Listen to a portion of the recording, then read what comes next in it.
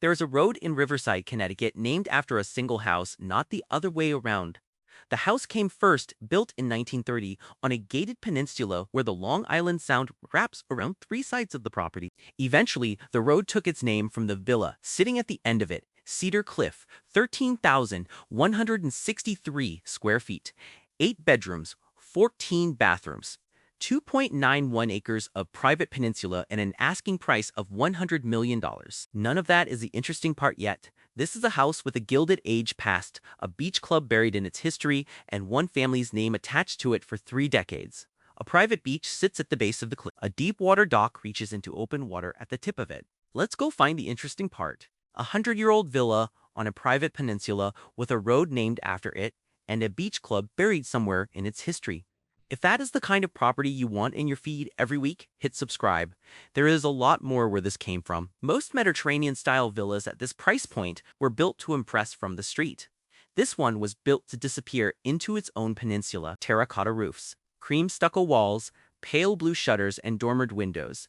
The architecture reads as understated from the circular driveway, and that is entirely intentional because the real statement is the water on every side of it. The estate was originally raised for railroad magnate Henry Francis Shoemaker as part of a Gilded Age family compound, and the Ludovici terracotta roof overhead has recently been replaced tile for tile, so what looks original is, in places, brand new.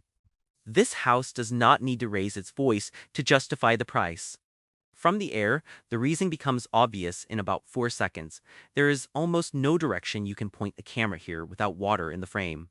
Dormered gables break up the roofline on 3 sides, and the property's 3-car garage wing has been folded into a slope of ivy so thoroughly that from the water, it barely reads as a structure at all. In the 1920s, this stretch of shoreline was home to the Cedar Cliff Beach Club, a social fixture of the era. The Shoemaker family's villa gave the club its name, and when the club eventually closed, the name simply stayed on the house, and later on the road itself. Since 1994, the estate has belonged to one family, television personality Kathy Lee Gifford and her late husband, Football Hall of Famer Frank Gifford, who purchased it for $7.8 million and raised their family here for 3 decades. That is not incidental trivia. It is the reason this property carries something new construction cannot manufacture. 3 decades of continuity on a peninsula that has changed hands only a handful of times in an entire century. This house has been lived in, not just photographed. The listing agent representing the sale has called it one of the few properties in the area combining a gated peninsula, direct waterfront, and a single-storied family's ownership, a combination she says she has not seen matched elsewhere on this stretch of coastline. Most waterfront listings advertise a view. This one advertises access. A stone pier extends from the rocky point into open water, connecting to a deep-water dock built for immediate boat access. No marina, no shared slip, no waiting for a season permit. The property sits elevated well above the flood zone, which on a peninsula this exposed to open water is not a minor detail. It is the difference between a house that has stood here since 1930 and one that would not have. Stone steps cut directly into the cliffside, carry the upper lawns down to the water's edge, past terraces built into the exposed rock the peninsula sits on. This peninsula does not share its water with anyone else. There is no public path, no adjacent beach access, nothing between this dock and the open sound but the property itself. A private beach sits tucked below the rocks, reachable only from inside the gate, and watercraft facilities at the water's edge mean a boat can be in open water within minutes of leaving the house. Sculpted into the eastern edge of the property, a series of stone terraces looks directly over Greenwich Cove toward the protected expanse of Greenwich Point Park. A wrought iron gazebo anchors the highest terrace, its curved ribs and finial silhouetted against the water, and a bluestone bar sits nearby, built for the kind of evening where nobody wants to walk back inside for a drink. Picture a Thursday evening here, the gazebo-lit boats settling into their moorings for the night. Not landscaping. Preservation of a view that cannot be recreated once a peninsula this size gets subdivided. Bronze statuary is placed along the lawn leading to it, weathered enough to suggest they have stood there through more than 1 decade of salt air. A seaside tennis court, championship lit and framed by its own pergola, sits at the widest point of the lawn, close enough to the water that sailboats drift past behind the baseline. Below it, the pool and spa are paired with a cabana that would function as a standalone guest amenity anywhere else. a fitness center, a kitchenette, and changing rooms, all gathered under a red tile roof and an arched colonnade that matches the main house down to the color. The bronze figures scattered across the lawn are not staging, they belong to the family that has lived here for 30 years. Picture a Wednesday afternoon with the pool heater already running and nowhere else you need to be. That is the actual use case here, not the marketing photo. The cabana's changing rooms and kitchenette mean a full pool day requires no trip back to the main house at all.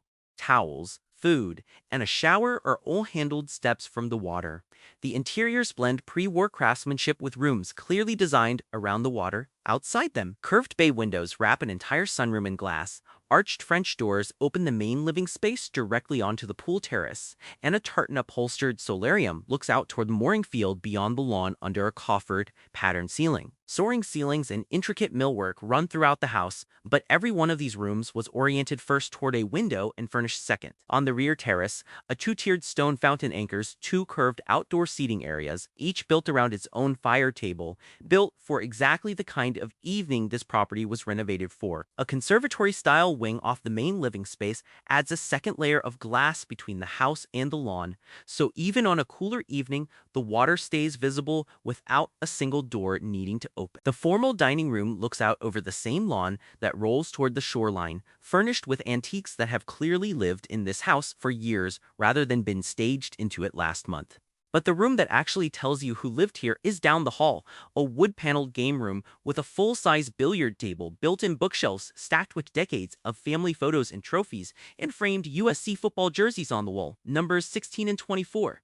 Frank Gifford's college numbers before he became a New York Giant. This is not a decorator's idea of a trophy room. It is an actual one. A screened porch off the back of the house, lined with wicker furniture under slow-turning ceiling fans, and facing the mooring field, is where most summer evenings actually happen, not the formal rooms. The tin ceiling overhead and the floral wallpaper running up to meet it have clearly not been touched to satisfy a stager's idea of what this room should look like. And that is precisely why it works. The primary bedroom is wrapped in glass on two sides, with a four-poster canopy bed positioned so the first thing visible every morning is open water and a field of moored sailboats. French doors on both walls lead directly onto a private balcony. Picture a Tuesday morning here, coffee still in hand, sailboats swinging on their moorings, no reason yet to check a phone. The primary bathroom takes the same view and adds a freestanding soaking tub set into its own bay window beneath a crystal chandelier, so the water follows you from the bed to the tub without a wall in between. This room does not have a closing time. Step onto the curved balcony beyond it, and on a clear day, the Manhattan skyline sits on the horizon, faint, but there more than 30 miles across the Sound. 3 separate walk-in closets and a full dressing area serve the suite, along with the sitting area large enough to function as its own private living room, entirely separate from the 6 additional bedrooms elsewhere in the house. Here is the trade-off worth naming directly. This is a 1930 house with a 2000s addition grafted onto it, which means the floor plan does not flow the way a single architect new build would. That is the cost of buying 3 decades of one family's ownership and a piece of Gilded Age Riverside instead of a blank slate. At current Greenwich waterfront rates, where prime direct frontage land trades between $50,000 and $80,000 per front foot. Current market data verify the land value on 1,250 feet alone represents somewhere between $62 million and $100 million of the asking price, and you haven't stepped inside yet.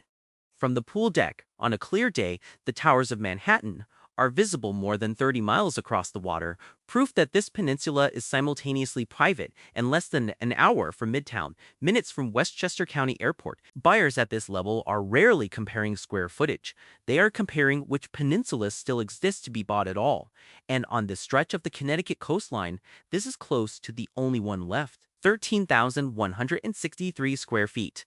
8 bedrooms, 14 bathrooms, a 3-level elevator, a private recording studio, 10 fireplaces, a wine cellar, and a theater built for 20 guests in the East Wing, 1,250 feet of direct water frontage, a stone pier and deep water dock, a private beach, a seaside tennis court, and stone terraces looking out over Greenwich Cove.